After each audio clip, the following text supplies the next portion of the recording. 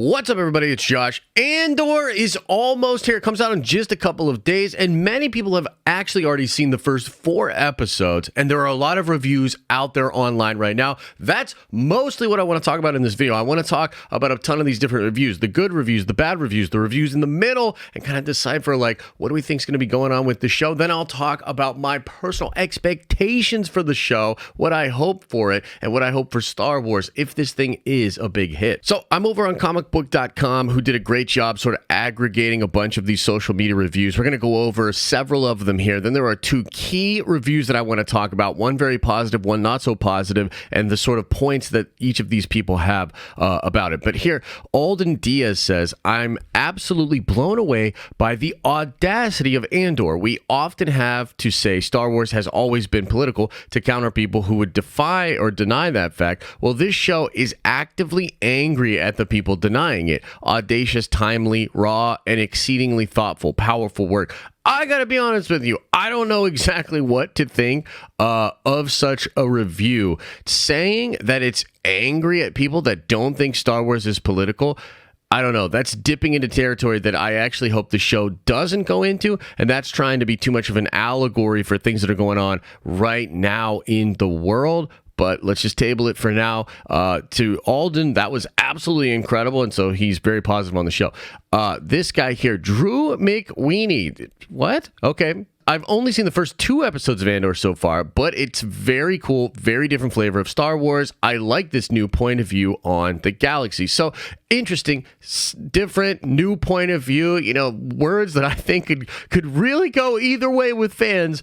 And of course, this person only saw 2 episodes. This guy here, David Chen, says, I've seen the first 3 episodes of Andor, and I say this with the utmost conviction. This is going to be the show that gets me back into Star Wars. Andor introduces new, memorable characters, plus an intriguing arc for Andor, and it actually has something to say. Episode 3 is spectacular. On a slight side note here, we've heard that the 3rd episode of Andor is going to have absolutely incredible action, so a lot of people are super hyped up on that episode, and probably a really smart move for them to do the first 3 episodes and end week 1 off on an episode like that, okay?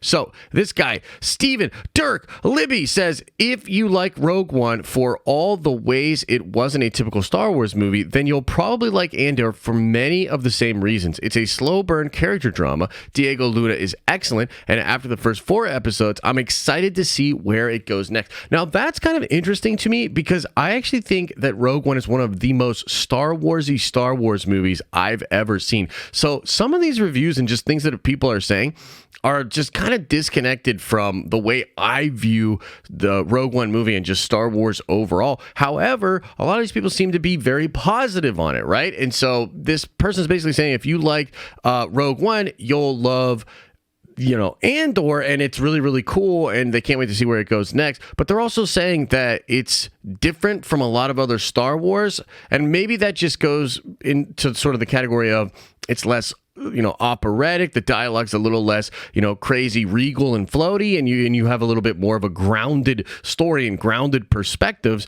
and that's cool. Like, I'm all for that. So maybe that's what they're talking about. Now, Dan Merle says here, now that Andor social media embargo is lifted, I can say that it's easily the most cinematic of the Star Wars shows so far. The first 3 episodes should have been presented as one 90-minute episode, but the breaks between are very random, but it's a great episode. So Dan here saying that Andor is really cinematic. That's awesome. And we've seen this in the trailers, right? The scope of the show looks really grand, and the way that it's shot looks real, visceral, really, really cinematic. And I'm excited for that. And it's also worth noting that Dan did not feel that way about the Kenobi show, right? I've watched a few of his, takes on the Kenobi show, and I agree. It just feels really closed in, low budget, small in Kenobi. And so I think that Andor having this big cinematic feel is probably something that's really gonna be good for a lot of Star Wars fans. We like it, that shit.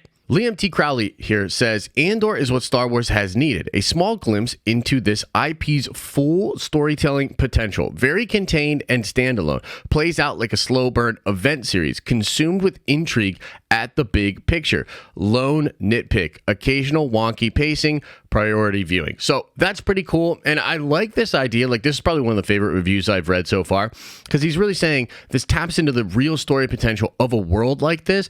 And that's something that represents like a fresh idea within an IP in a universe that we're all familiar with, which I agree is something that Star Wars needs. So happy to hear that and hope that I dig it myself. Maggie Lovett here says, Andor is unlike any Star Wars story that we've ever seen before. Diego Luna is at the center of a stunning and dangerous world in turmoil. It's gritty, mature, and the most intelligent and well-informed story we've had to date. Tony Gilroy is a genius. So now I want to talk about two key reviews here from people whose opinion I respect that are kind of falling on different sides of Andor. And I want to talk about that, and then I want to give you my thoughts on the show, because I am currently in a weird conflicted place with Andor, where on the one hand I'm really hoping it's absolutely incredible, while on the other hand I have all sorts of concerns about the show. So Christian Harloff here, who's obviously like an OG in Star Wars community, you know, did Jedi Council back in the day. He says here, so when Andor was announced, I was curious as to why.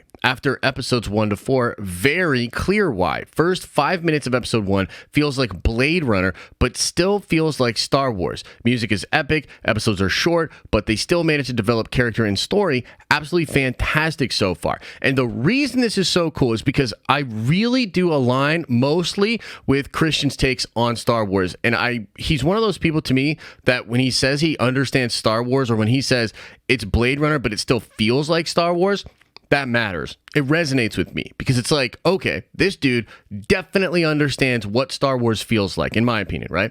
So for him to say that, that's really cool. That blending of that genre with that Blade Runner-esque feel that still feels like Star Wars, again, is kind of fresh.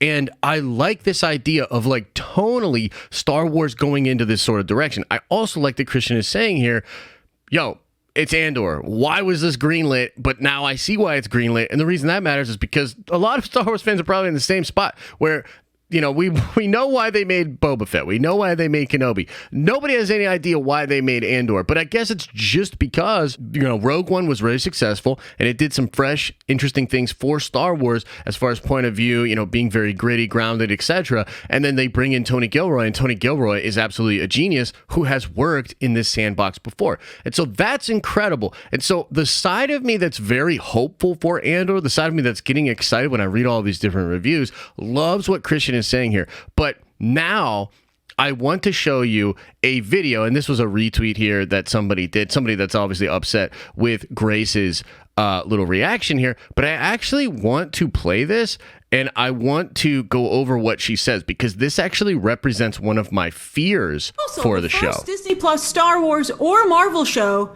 to have pretty much zero Easter eggs. I mean, someone's like, hey, there's something going on in Scarif, but that's like it in the first 4 episodes. And I think that will really hurt its reach in fan circles and on social media, because there isn't anything to really talk about or get excited about when it comes to big picture, you know, the franchise as a whole.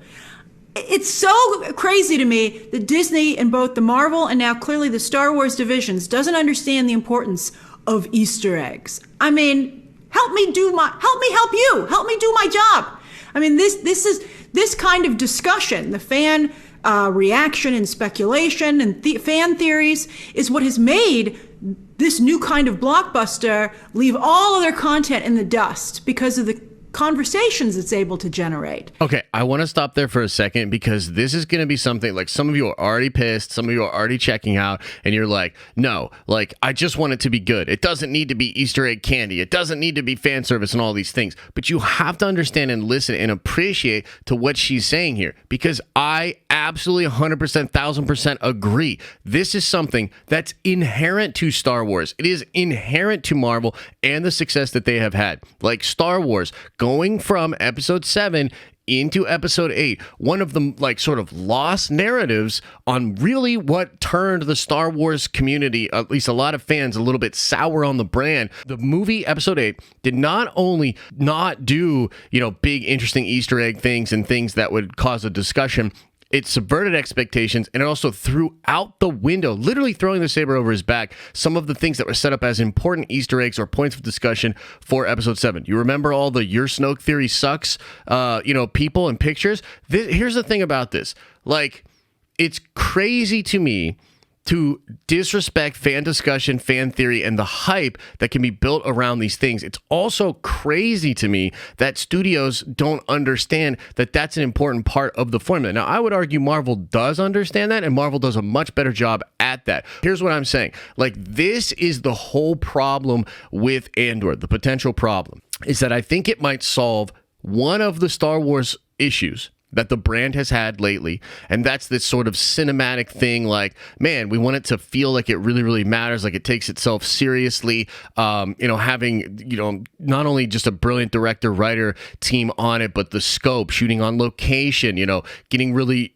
gritty with these different characters and the way it all goes down. That absolutely will be much better than like Vespa Squad Boba Fett, right? And like crazy stuff that they do with Kenobi, where the lady's taking out a freaking stormtrooper with a palm strike, you know what I mean? Like all kinds of like weird stuff that I think has really been bothering the fan base. I understand that, and I do want it to be more cinematic and it to feel real and gritty. But if the show abandons this other thing that I also feel is very important to Star Wars, and that's like the Easter egg connective tissue, like the lore building, like Star Wars essentially it's so inherent to the brand. I don't really get where people disconnect from this, but even all the little things from the first Star Wars movie into the second Star Wars movie, from the second Star Wars movie into the third Star Wars movie. Are you kidding me? The ending and all the speculation and discussion, it's such an important part of it, especially with modern audiences and social media engagement. And so I'm a little bit worried that the show will fix one major thing and then it might abandon this other thing that I do think is really, really important. And the other concern that I have for Andor is that there's this pattern that's happening right now with a lot of media where they want to take on fan discussions and criticisms and what they view as like trolls head on. Right. And they want to like be referential in it. And somebody said in one of the reviews that the show's angry at people that don't think Star Wars is political. Does that mean it's going to be overtly and heavy-handedly political and try to make all of these points and ties to like the modern world? I mean, we did have one of the writers literally say that it's like a referendum on Trumpian whatever. Like, I don't remember the exact quote, but like she went there. Right? And I get this sense that the show might want to go there as well. And here's the deal, man. The macro picture on this is that Star Wars needs a W. Star Wars needs an awesome piece of content, a great show that all fans really get behind, or at least the most of the fan base can get behind. And to me, what I'm seeing is the potential for the show to fix one of the Star Wars problems and win a lot of people over in one regard, but push a bunch of other fans away. Fans that really love Easter egg stuff and speculation and glup shitto cameos and all that kind of crazy stuff, right? You can call it cringe. You can say whatever. It's also definitely a large group of the fans. And then a lot of other fans that don't want overt modern political ideologies pushed into their shows. For some people, that's absolutely awesome and they're going to love it. And again, I haven't seen the show, so I don't know how overt it is. But my concerns for the show are that it might not be the big W that Star Wars needs. Okay? So I'm excited for Andor. Some of the stuff has me super hyped up. I'm definitely going to be checking it out, doing watch parties and all of that. But my honest to goodness opinion here is that I'm seeing a few things in the reviews that give me concern.